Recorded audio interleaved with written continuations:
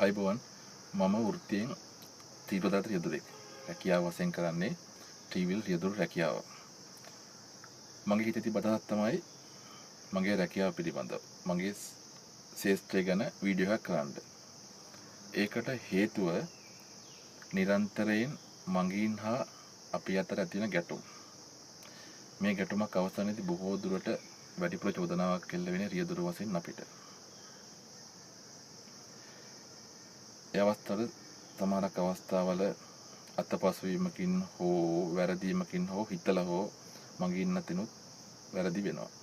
රියදුරන් වශයෙන් රියදුරුනොත් අත්පසුවීමකින් හෝ හිතලා වැරදි කරනවා. මේ අවස්ථාවලදී බොහෝ දුරට මේක ගැටුමක් දක්වා යනවා.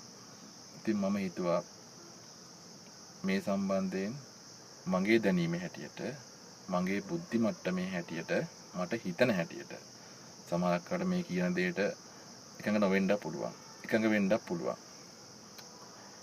එක එක මත දන්න පිරිසක් කොහොමද ඉන්නවනේ.